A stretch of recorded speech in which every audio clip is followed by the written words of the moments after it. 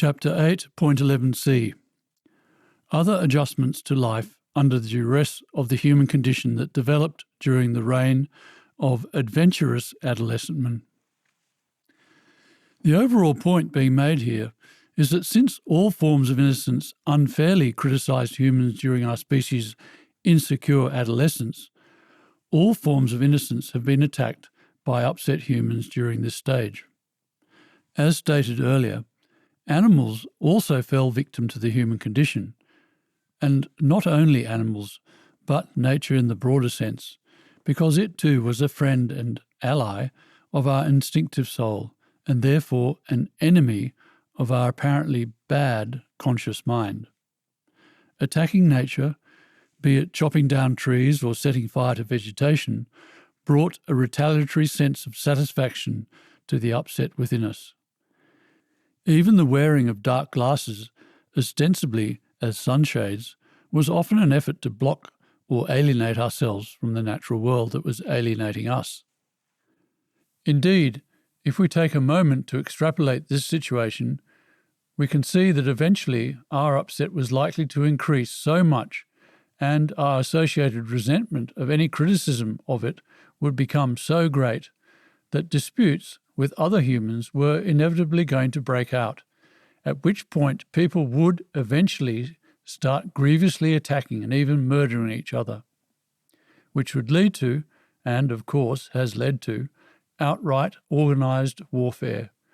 But, as will be explained during humanity's 40-year-old equivalent stage, such extremely destructive behaviour didn't emerge until the latter period of our 2 million years in adolescence.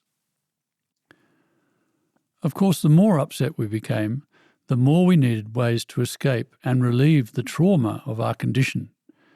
And so to compensate for the extremely unhappy state of becoming corrupted, we began to seek out the material rewards of luxury and comfort, with this materialism becoming one of the main driving forces or motivations in life when upset became extreme.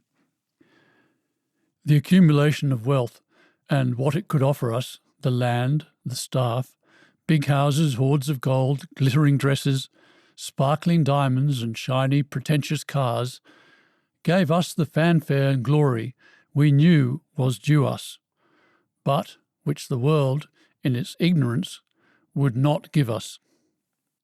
From being bold, challenging and confrontationist, the heroic 21-year-old eventually became embattled, cynical and exhausted, greatly in need of escapism and relief, and thus an increasingly superficial, material and artificial person. We personally abandoned any idealistic hope of winning the battle to overthrow ignorance as to the fact of our true goodness, and became realists, concerned only with finding material relief and bestowing glory upon ourselves.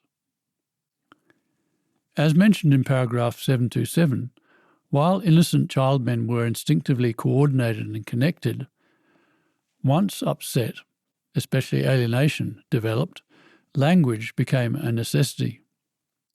With alienation differing from one person to another, the need emerged to try to explain ourselves, to explain why we were behaving differently in such a seemingly non-ideal manner.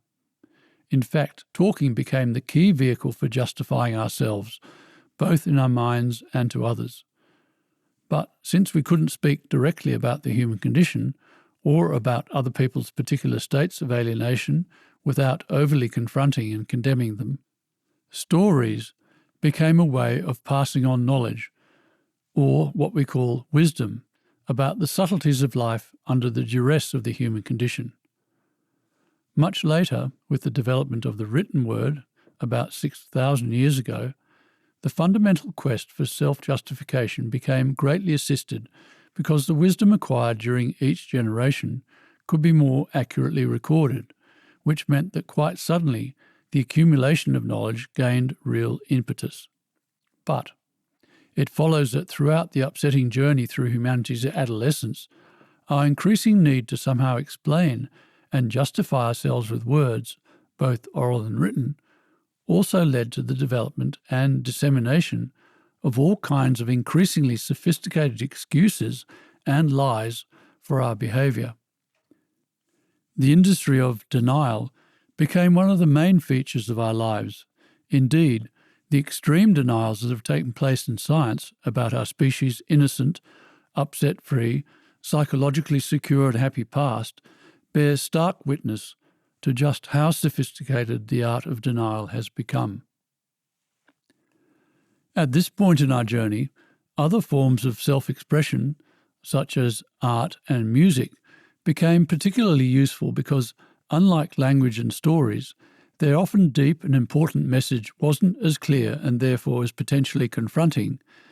As the writer Victor Hugo said in his 1864 book, William Shakespeare, music expresses that which cannot be said and on which it is impossible to remain silent. Each person could derive as much meaning from the art or the music or even the dance and other cultural rituals as they could personally cope with. Of course, once humans became extremely alienated and had overly repressed their all-sensitive, beautiful world of their original instinctive self or soul because it was so condemning and confronting, then art, music and dance and other forms of cultural expression could also serve to reconnect them back to the soul's true world. For example, Albert Camus recognised in his 1942 book, The Myth of Sisyphus, that if the world were clear, art would not exist. And it is often said of great art that it can make the invisible visible. It can cut a window into our alienated, effectively dead state, make the world clear, and bring back into view some of the beauty that our soul has access to. After years of developing his skills, Vincent van Gogh was able to bring out so much beauty that resigned humans looking at his paintings find themselves seeing light and colour as it really exists for possibly the first time in their life. And after Van Gogh, artists changed their ways of seeing, not for the myths or the high prices, but for the way he opened their eyes. On the whole, culture essentially encompassed the various ways people passed on from one generation to the next the knowledge they had learnt about living under the duress of the human condition. Although the oldest known cave paintings date back just 35,000 years, archaeologists working in Zambia announced in 2000 that they had found pigments and paint grinding equipment believed to be between 350 and 400,000 years old. At the time of the discovery, it was reported by BBC World News that the find showed that Stone Age man's first forays into art were taking place at the same time as the development of more efficient hunting equipment, including tools that combined both wooden handles and stone implements, and that it was evidence of the development of new technology, art and rituals. The British archaeologist Lawrence Barham, a member of the team in Zambia, described the find as the earliest evidence of an aesthetic sense, and that it also implies the use of language. As just explained, language would have emerged with alienation because people would have then needed some way to account for their unnatural behaviour.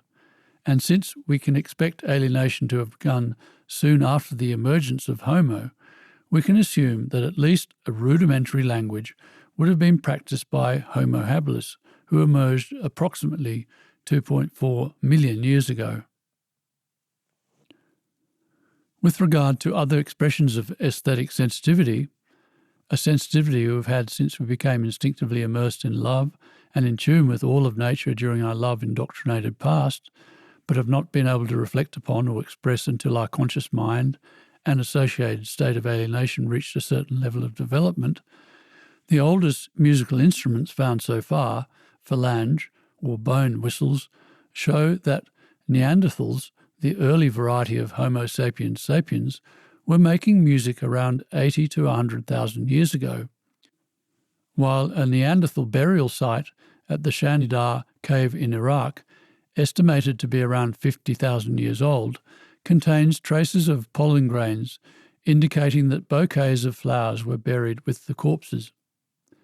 The creative and aesthetic sense of our ancestors of nearly 500,000 years ago, as indicated by the pigments and paint grinding equipment, suggests that the creative and spiritual sensitivities demonstrated by the Neanderthals were in existence long before their time. The extreme sensitivity that is particularly apparent in the rock paintings of the Bushmen of southern Africa and Australian Aborigines, and in the cave paintings of early humans in Europe, is especially revealing of how much innocence the human race has lost in relatively recent times. The Chauvet Cave in southern France, for example, contains a wealth of cave drawings that date from around 30,000 years ago that have inspired such descriptions as miraculous, overwhelming in density, humbling in sophistication, and awe-inspiring in sheer beauty. Some of the drawings are reproduced here in the book above paragraph 831, and we very much encourage you to have a look at them to gain a greater appreciation of them. The caption with the images reads, "Extraordinarily empathetic renditions of animals in the Chauvet Cave in southern France, circa 30,000 years old." The drawings are three-dimensional, even animated. In short, the animals appear so real, it is as if they are alive. You can almost feel what it is like to be those animals. The whole struggle of their lives is revealed. I might mention that I learnt long ago that to draw the little pictures that are included throughout this book, I had to disconnect my conscious mind and just let my instinctive sensitivity express itself, and that if I didn't do that, I simply couldn't draw at all. For example, the drawing of the 3 childmen happily embracing that I used in chapter 8.4 to illustrate humanity's childhood stage was done so quickly I shocked myself because I could hardly believe that such an empathetic drawing could be produced from an almost instant scribble. At that moment I saw just how much sensitivity we humans once had and how much alienation now exists within us 2 million years embattled humans. Yes, the extraordinary empathy and accuracy of the paintings of animals in the rock and cave paintings shown above are similarly incredibly indicative of the amount of sensitivity we humans once had and have since lost. We truly are an embattled species now, so worn out, so brutalized. How extremely sensitive must early humans have been? Sir Lawrence Vanderpost wasn't exaggerating when he wrote in his 1958 book The Lost World of the Kalahari about the relatively innocent bushman that he and his needs were committed to the nature of Africa and the swing of its wide seasons as a fish to the sea.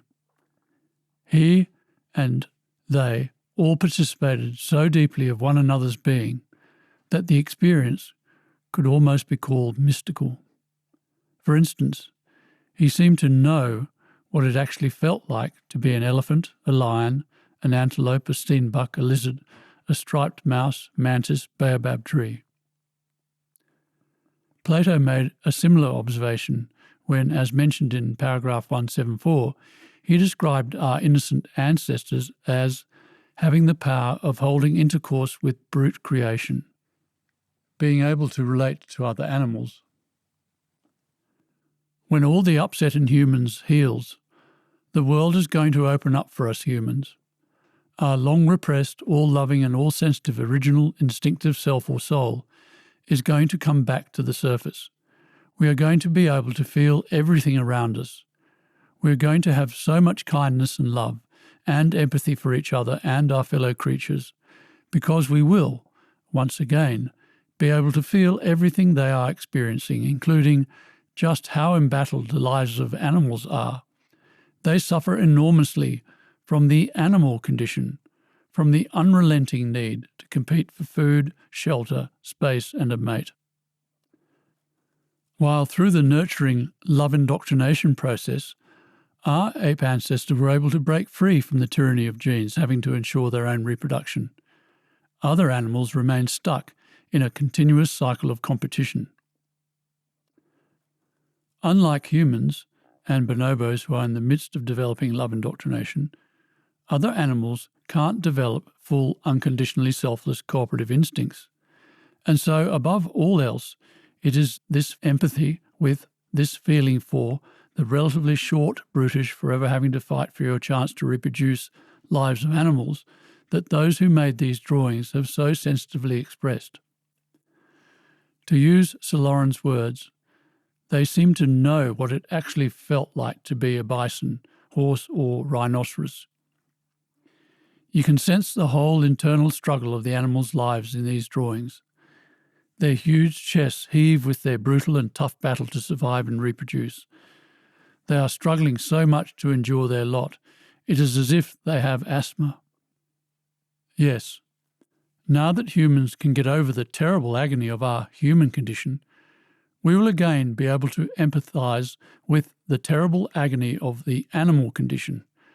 It's not very nice to have to belt the living daylights out of others to ensure your genes reproduce, let alone other members of your own species, in fact your cousins, uncles, and even your own father.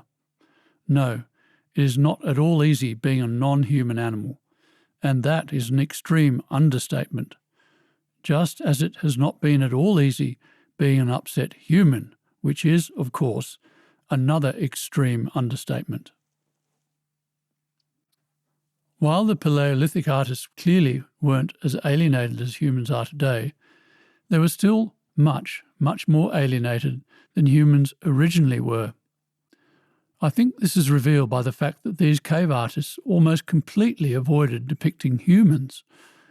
For instance, in the entire Chauvet cave complex, there is only one representation of a human, and even that is limited to a drawing of only the lower half of a woman's torso. On the few occasions when these cave artists tried to depict humans, they almost invariably ended up drawing stick figures. The human face, in particular, which you would think would be the most interesting and relevant of subjects for these artists to depict, seems to have been totally beyond their ability.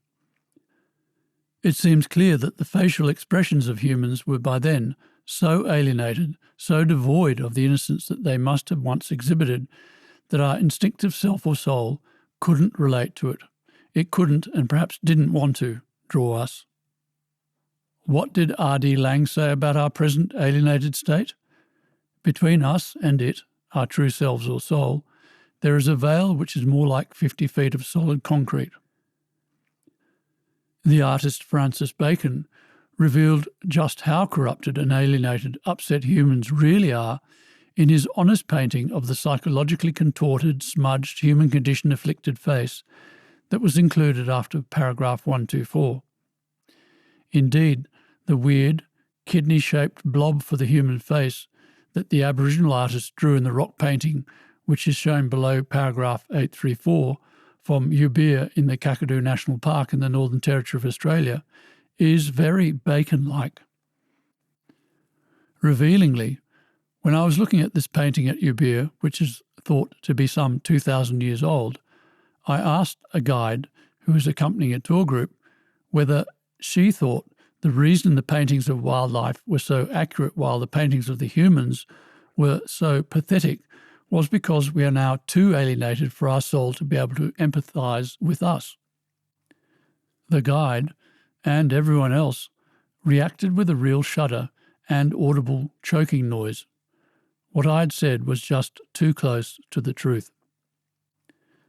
Along with the image just mentioned, there are 3 other images shown here with the following captions. 1, the author at Ubia, Kakadu, 2010.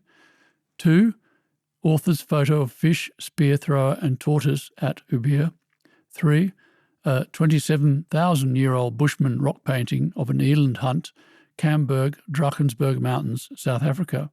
4, a 17,300-year-old cave painting of a wounded bison, a dead man with a broken spear beside him, a bird and what appears to be a rhinoceros in Lascaux, France.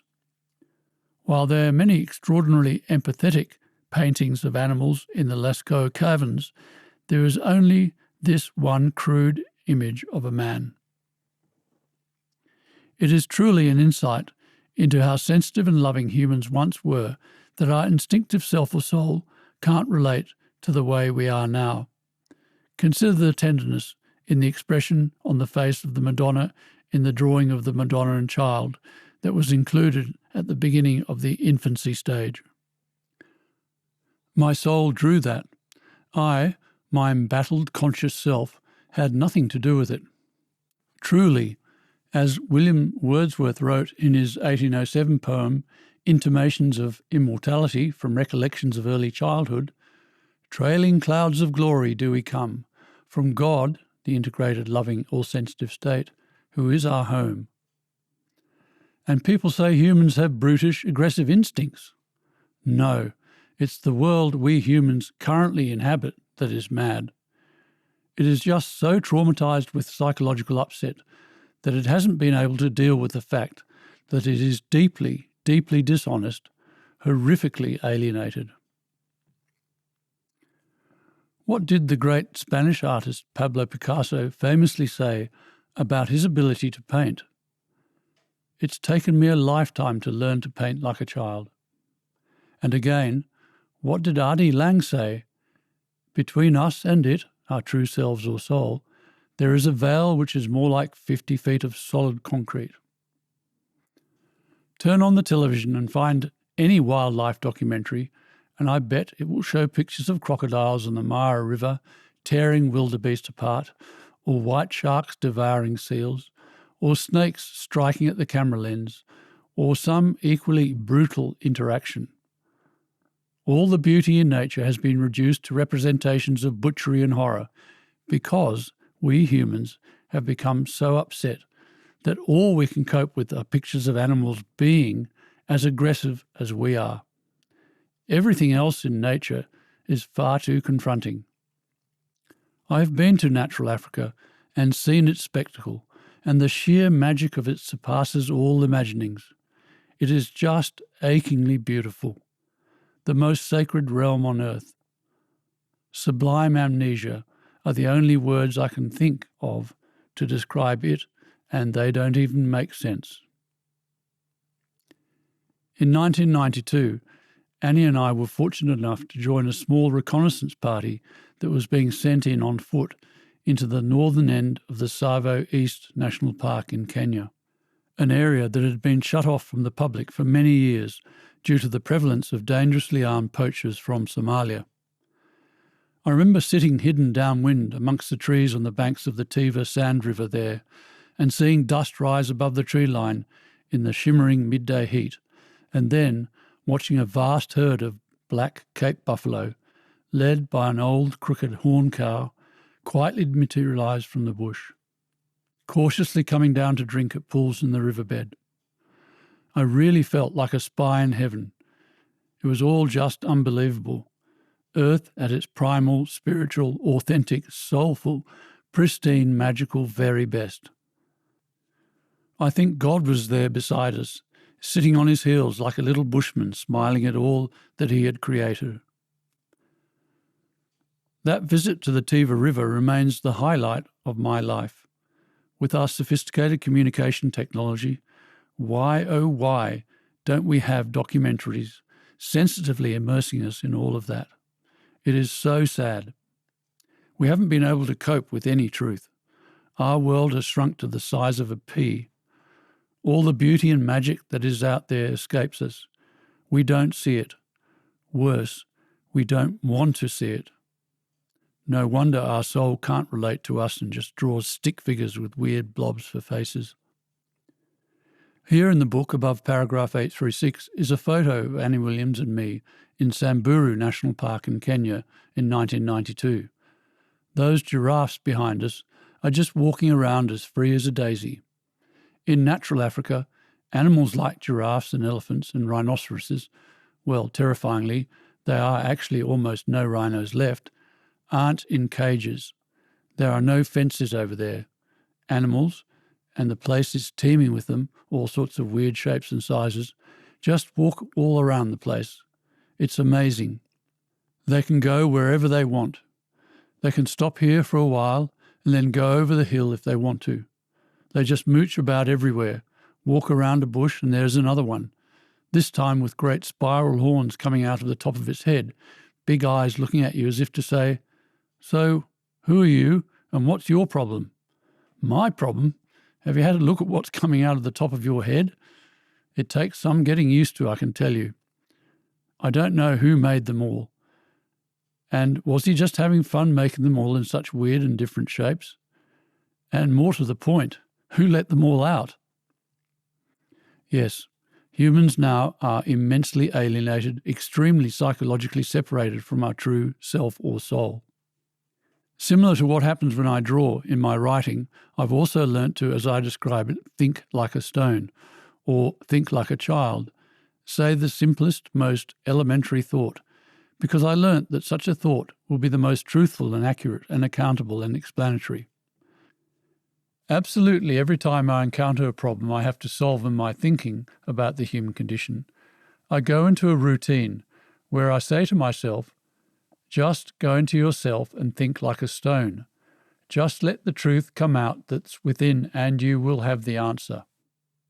Basically, I learnt to trust in and take guidance from my truthful, instinctive self or soul.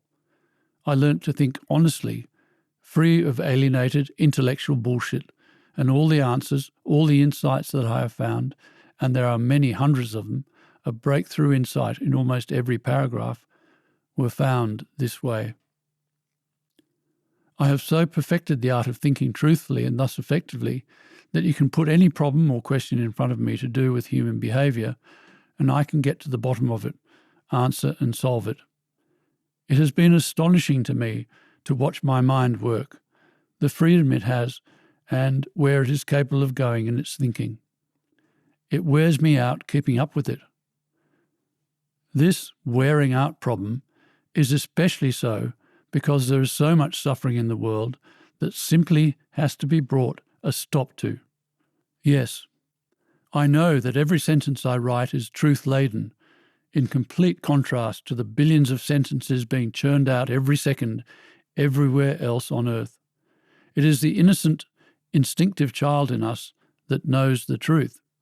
Christ, as usual, put it perfectly in the book of Matthew in the Bible when he said, "You have hidden these things from the wise and learned, and revealed them to little children." A comment that was mentioned in paragraph 240 by George Seaver reiterates what I have just said about natural thinking. The ultimate thought, the thought which holds the clue to the riddle of life's meaning and mystery, must be the simplest thought conceivable, the most natural, the most elemental, and therefore also the most profound. Yes, as Plato was recorded as saying in paragraph 679, when we use our intellect with its preoccupation with denial, for any inquiry it is drawn away by the body into the realm of the variable, and loses its way, and becomes confused and dizzy, as though it were fuddled, drunk. But when it investigates by itself, free of intellectual denial or bull-fucking shit, it passes into the realm of the pure and everlasting. The human condition has certainly been a cruel incursion. It was bad enough to have acquired a fully conscious brain, the marvellous computer we have on our heads, and not be given the program for it, and instead be left to wander this planet searching for that program or understanding in a terrifying darkness of confusion and bewilderment, most especially about our worthiness or otherwise as a species, but to then be disconnected from access to the integrative, godly, cooperatively oriented, all-loving and all-sensitive, ideal world of our original instinctive self or soul, having to block it out because it unjustly condemned us, means we have been enduring an extraordinarily lonely, sad, soul-destroyed, alienated existence. We have had to put on a brave, positive face to carry on with our horribly upsetting job of searching for knowledge, ultimately for self-knowledge. But that is a true description of our existence during that search. It follows, then, that it became a matter of great urgency for the increasingly upset human race to find ways to cope with such a torturous and lonely existence. While upset was rapidly increasing through humanity's adventurous adolescent stage and beyond, we eventually became so horrifically alienated from our all-loving and all-sensitive true self or soul that a way simply had to be found to reconnect with it. We had to find a way back to some purity and sanity, but in a safely non-confrontational manner, and one of the ways we managed to do so was by creating one of the earliest forms of religion, which was animism and nature worship. Religion being the strategy of putting our faith in, deferring to, and looking for comfort, reassurance and guidance from something other than our overly upset and overly soul-estranged, conscious, thinking, egoic self. Unlike our upset, soul-destroyed self, the natural world remained in an innocent state. And since nature was also associated with our original instinctive self, because our species grew up with nature, it could also reconnect us to the innocent, true world of our soul. So despite our upset state's often violent repudiation of nature's condemning innocence, nature could still link us back to repressed, spiritual, soul-infused sensitivities, feelings and awarenesses within us that we had lost access to. Again, we see the two-sided aspect of innocence. It could condemn us and hurt us terribly, but it could also heal and inspire us. Another way that eventually developed to counter the loneliness of our situation, and this was also one of the earliest forms of religion, was ancestor worship. Having managed to survive our mind's loneliness and our soul's estrangement, our ancestors were a source of great reassurance and comfort. In our uncertainty and distress, we could look to them for the hope that we too might survive the horror of life under the duress of the human condition. We could look to them for spiritual guidance, for inspiration for our troubled minds. If we tried to imagine how they coped and what they would have done in situations that we now faced, we could be inspired to reach potentials within ourselves that our troubled minds might not otherwise have allowed us access to. By revering them and enshrining their memories, our ancestors could remain a presence in our lives to look after and guide us. Of course, in addition to the practical need for inspired guidance from our ancestors, we also wanted to perpetuate our love for them and theirs for us. Humans now are so toughened, so soul-destroyed by the levels of anger, egocentricity and alienation in human life today, that it is hard for us to imagine how loving and empathetic humans once were. But the truth is, the emotional need to put flowers on the graves of those near to us would have been so much stronger and purer in earlier times when humans were stronger and purer in soul. The emotion of love would have been so powerful that everyone would have been near to us and remained near to us after they died.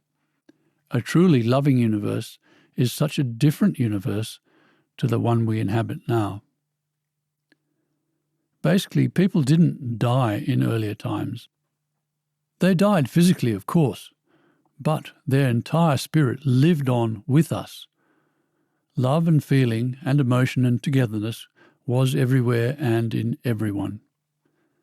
As Hesiod was recorded as describing life before the fall in paragraph 180, when gods alike and mortals rose to birth, a golden race the immortals formed on earth.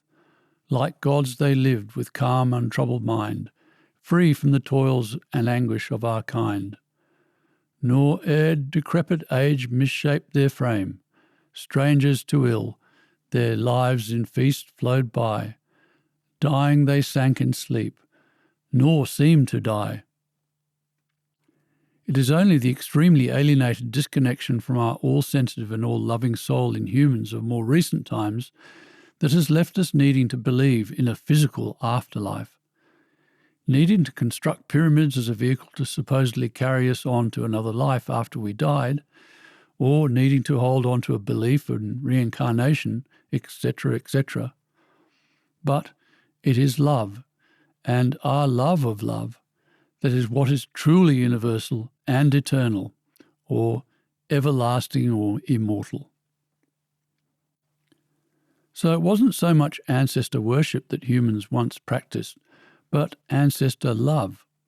For instance, Stonehenge in Britain and other such similar sacred sites would have originally been a place to let all the love of and from our ancestors not only look after us, but surround and embrace us, and we them in return. Likewise, the big old oak trees that the Druids revered were similarly sacred beings that were near to us when we were still open to the loving life that they were so full of. Love, which as explained in Chapter 4 is the unconditionally selfless theme of the integration of matter, was everywhere we walked. But as humans became more upset and alienated, we began to need to create places like Stonehenge and sacred groves of oak trees to remind ourselves of that loving, connected state. Later, however, as upset and alienation became even more extreme, the deeper sensitivities of our soul became more and more inaccessible, so that nowadays there is no real spirituality left in life, only festivals of fake, imitated spirituality and sensitivity. This state of terminal alienation is one of the main subjects of the latter part of this book. I should explain that having said that unconditionally selfless love is everywhere and that nature, such as oak trees, are full of loving life, we, of course, have always been aware that there is conflict in nature, that animals especially fight with and kill each other, but we considered that this occurs because living things sometimes, in effect, lose sight of love. In fact, we were aware that many animals struggle to be loving and can only manage it for periods, and so we forgave them for that. There's my unfortunate friend Mr. Crocodile dressed in armour, anticipating, even provoking battle, and with a massive extended mouth full of ferocious teeth, lying there in the swamp, ready to tear to pieces any creature that comes close. Love is everywhere, even though some creatures struggle to, in effect, appreciate it. This truth that we once knew was explained in Chapter 4 when the integrative limitation of the gene-based natural selection process that produced the competition and aggression we see in nature was described. In more innocent times, we were magnanimous towards the sometimes divisive behaviour that occurs in nature, such as in our animal friends, because we could feel and see the greater truth that love is universal, that it is the one fabulously wonderful, great force in the world. Again, this was before the upset state of the human condition became so developed that our shame killed off this awareness, at which point we invented all manner of false truths or gods, such as gods for war and for sexual love and for imperfections that we no longer had the generosity of spirit to cope with, such as gods for lack of rain and for violent weather.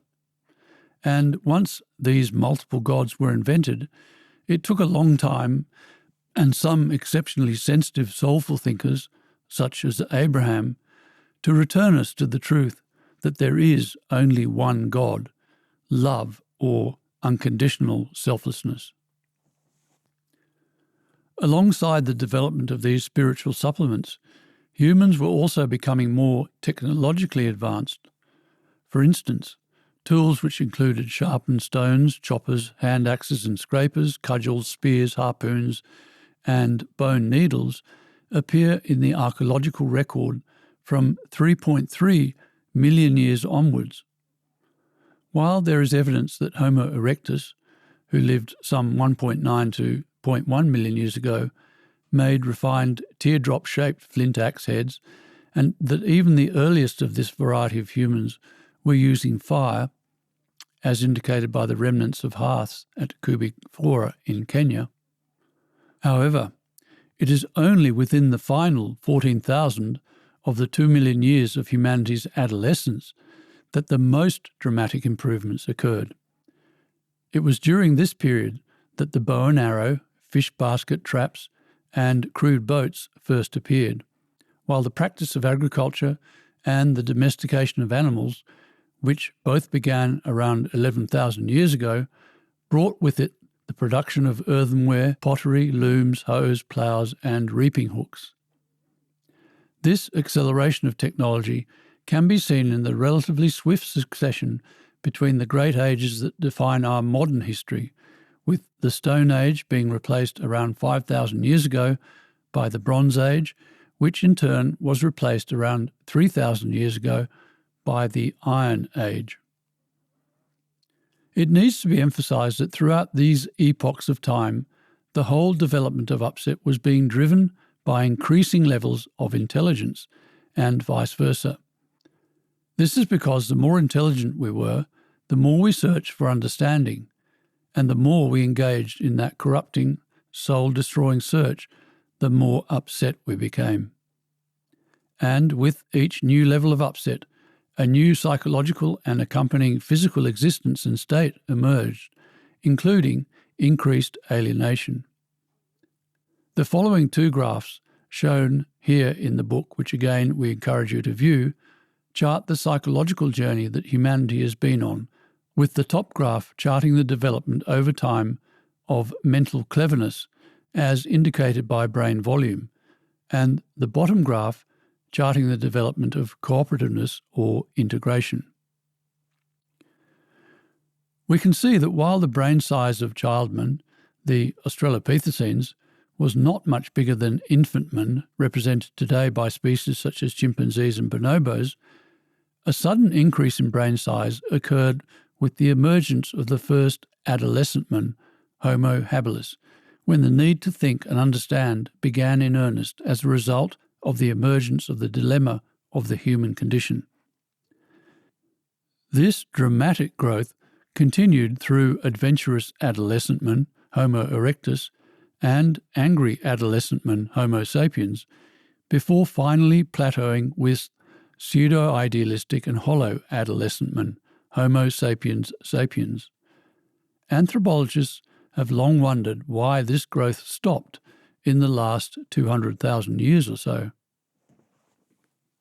The reason is that in pseudo-idealistic and hollow adolescentman, a balance was struck between the need for cleverness and the need for soundness, between knowledge-finding yet corrupting mental cleverness and conscience-obedient yet non-knowledge-finding lack of mental cleverness, with the average IQ today representing that relatively safe conscience subordinate, not overly upset, not too selfish, egocentric, and dysfunctional compromise.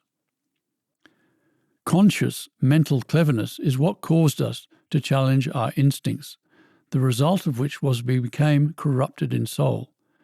So it follows that the more mentally clever we humans became, the more corrupted in soul we also became, and that eventually we became too clever and too corrupted.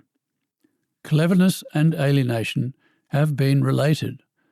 That has been the elementary truth about the human condition. The bottom graph, which indicates the development of cooperativeness or integration, shows that by 5 million years ago, nurturing had enabled our ancestors to live in an utterly cooperative state.